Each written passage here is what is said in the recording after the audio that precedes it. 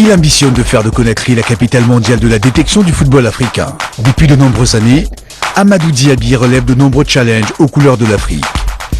Découvrez le parcours et les réussites d'un jeune capitaine d'industrie ambitieux.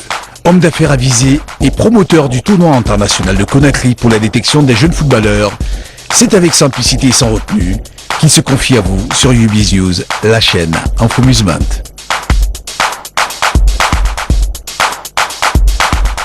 Je suis né à Kinshasa, où j'ai connu une enfance, une très belle enfance, que ma mère, qui est chrétienne congolaise, à l'époque, on était avec mes parents là-bas, mais j'ai passé une très grande enfance parce que j'étais dans une des plus grandes écoles qu'on appelait Collège Boboto de Kinshasa.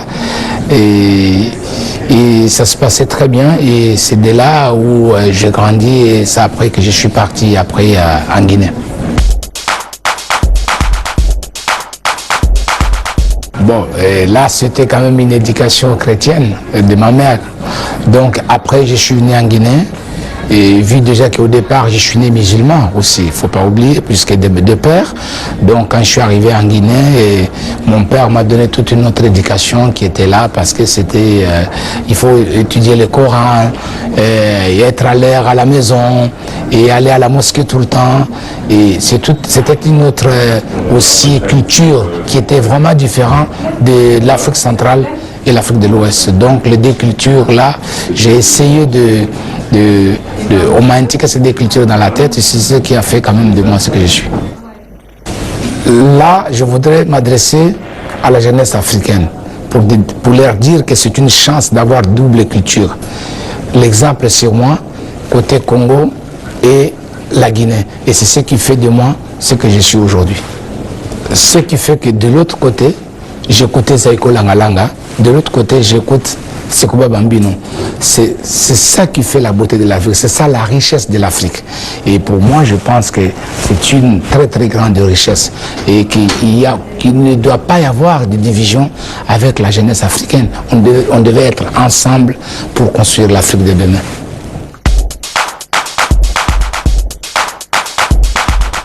En ce qui concerne mes activités, j'ai d'abord commencé par devenir promoteur de spectacles. C'était en 98 et j'avais eu l'idée, sachant que j'étais vraiment un fanat de la musique africaine.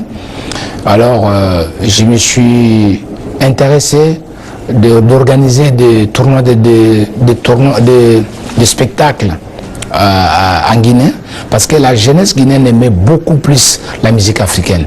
Mais ils n'avaient pas la possibilité de voir des grands artistes, comme aujourd'hui Kassav qui va venir en Guinée, comme Koffi Olomide, pas mal des artistes. Et je me suis dit, mais pourquoi pas ne pas donner le rêve que les jeunes Guinéens veulent voir ces musiciens, les toucher et voir. Et j'ai commencé par faire venir ces artistes-là en Guinée, tels que Koffi Olomide, Tchalamona, Wenge Muzika, Kassav pour la deuxième fois en Guinée, la nuit des femmes d'Afrique. Et j'ai organisé pas mal de choses.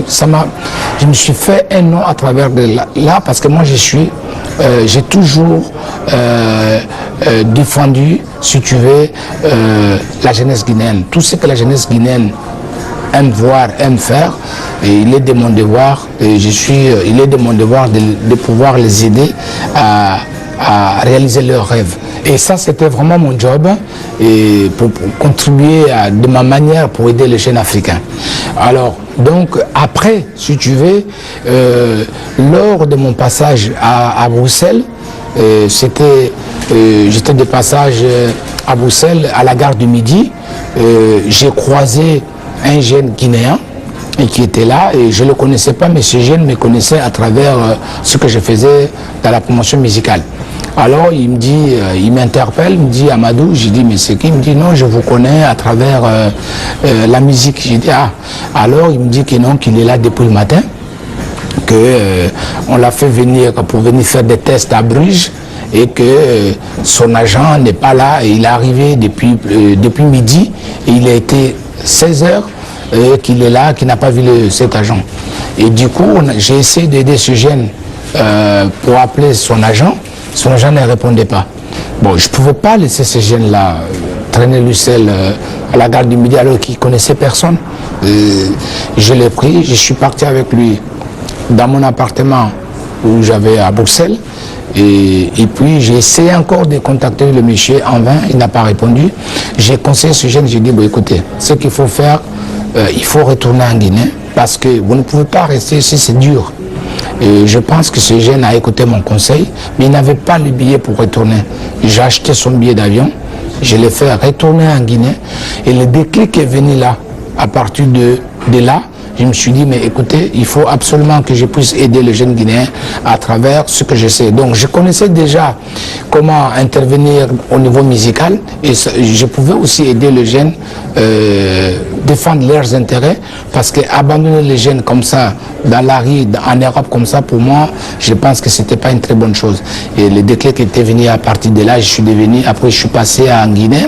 Je suis allé voir la Fédération guinéenne de football pour informer de leur donner l'information de ce que j'ai eu à Bruxelles avec ces jeunes. Et aujourd'hui, je suis très content, très heureux d'ailleurs que ce jeune est devenu transitaire parce que je l'avais conseillé de retourner en Guinée. Alors, j'ai demandé les conditions, quelles sont les conditions pour remplir, pour devenir un agent de joueur, pour défendre les intérêts des jeunes Guinéens qui sortent. On m'a dit qu'il fallait passer le test, un concours. Et j'ai passé mon concours en 2006. À la Fédération guinéenne de football et puis je suis devenu agent des joueurs FIFA. Ce que j'apprécie dans cette détection officielle, la caution de l'ambassadeur de France, etc., c'est que si ces jeunes viennent chez nous, dans nos clubs professionnels, ils y viennent normalement, en suivant les règles normales, et que si il y a échec, parce que ça ne réussit pas à tous les coups, ils puissent revenir dans leur pays et continuer à apporter de toute façon un acquis, puisqu'il y aura une valeur ajoutée et qui aidera le football guinéen, peut-être avec ses petits clubs, plutôt que de venir ici et être en situation d'échec, parce que à ce moment-là, à cet âge-là, on détruit un jeune et le sport n'est pas là pour détruire, il est là pour promouvoir. Quand je suis devenu agent des joueurs FIFA, j'ai constaté que la Guinée n'avait pas des infrastructures, n'a pas de terrain. Et les jeunes Guinéens jouent de partout, dans la rue, partout, ils n'ont pas la possibilité. Et j'avais constaté aussi que la plupart des dirigeants de football européens partaient dans des pays voisins. Ils ne venaient pas beaucoup en Guinée. Je me suis dit, mais attends, et pourquoi? Et j'ai mis un concept en place. Donc c'est un tournoi qui permet le recruteur européen de venir d'une manière officielle recruter les jeunes africains sur le continent africain. C'est la main du président, là la photo. Cette collaboration qui a démarré déjà depuis plus de 2 ans a permis plusieurs signatures de jeunes dans le MUC 72. C'est un moment important parce que c'est la confirmation du travail qui est fait en Guinée par Amadou Diaby, du travail de détection grâce à l'organisation du tournoi sous l'égide de Amadou Diaby qui permet aujourd'hui à ces jeunes de signer des contrats professionnels. On a travaillé depuis 3 ans, 4 ans et pour pouvoir mieux les accompagner, leur donner leur vie et pour pouvoir aider leur famille. Et je crois que le premier bénéficiaire de ça aujourd'hui, ce sont les parents. Et voilà, donc moi je pense que c'est un grand plaisir pour moi, c'est un grand moment. Il faut sourire. Bravo.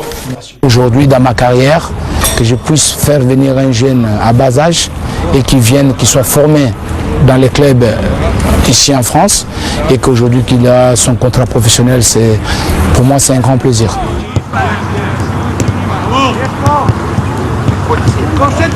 Amadou Diaby est de ceux-là même qui encouragent les jeunes joueurs à prendre connaissance, à prendre confiance dans leurs capacités. Et je crois qu'il faut suivre son exemple. Il faut suivre son exemple et se bat dans ce domaine. Il fait beaucoup de choses. Il travaille dans l'ombre, et travaille aussi pour toute l'Afrique, hein, et remercier la structure qu'il a honorée. Nous avons besoin de nos têtes, nos richesses intellectuelles pour pouvoir développer notre Afrique. Et Amadou Diaby fait partie de ces gars-là.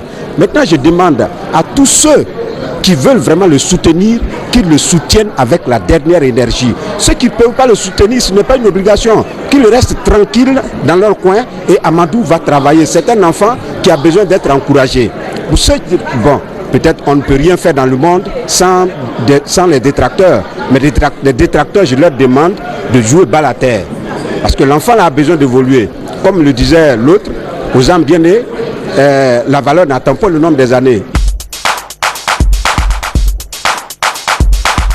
L'ambition de ce tournoi, c'est élargir le champ de cette organisation, car c'est là où je rends hommage à Super Match, qui contribue beaucoup au développement de football et culturel en Guinée.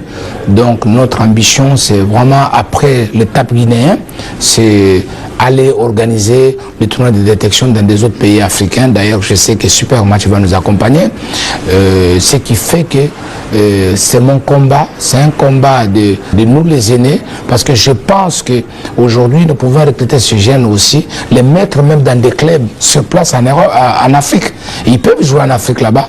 Et après, les clubs européens viendront quand même voir, tel qu'on peut voir TP Mazembe aujourd'hui. TP Mazembe place des joueurs un peu partout, de président Moïse Katumbi.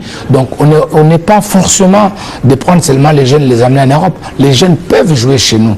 Donc ce qui fait que je ferai de ces tournois un tournoi international dans tous les pays africains.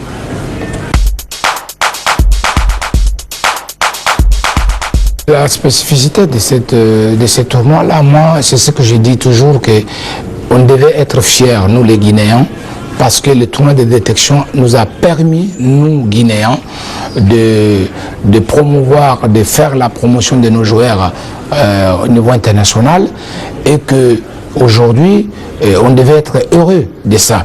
Et que parce que le tournoi de détection vient de la Guinée, alors que les autres s'intéressent beaucoup plus pour le football professionnel, ainsi de suite, alors que le football c'est à la base d'abord. Et nous pensons que pour que vous deveniez des grands, il faut d'abord la base. Et c'est ce qui fait qu'aujourd'hui on doit être fiers de ce tournoi.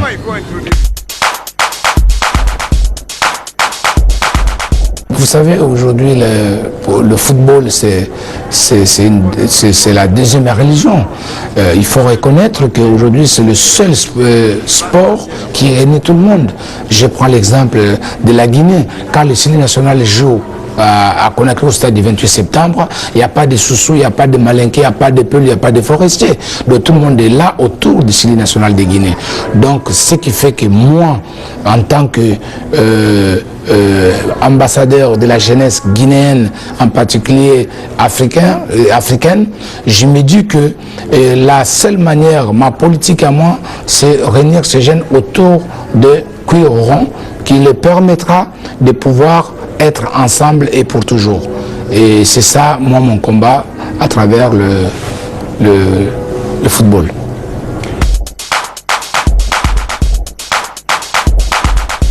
Moi, je suis un rassembleur. Je souhaite que la Guinée soit une Guinée unie. Quand on regarde la richesse que nous avons, il faut absolument aujourd'hui être unis pour reconstruire ce pays ensemble, avec les mêmes idées pour que le pays aille un peu plus en avance. Tu prendras l'avion avec eux. Excellence. Comme il représente souvent, il va prendre l'avion avec eux. Il va partir avec eux. Les Ivoiriens, les frontières sont fermées. Monsieur le Président, vous allez penser pour moi, parce que je ne sais plus comment ils vont partir, mais ils sont bloqués ici. Non, ils sont bloqués. Non, mais je suis... Non, ils vont rentrer pour la Ouaga. Non, ils ont le véhicule pour partir.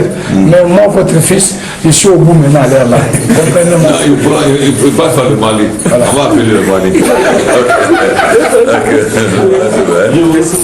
On va appeler le Mali.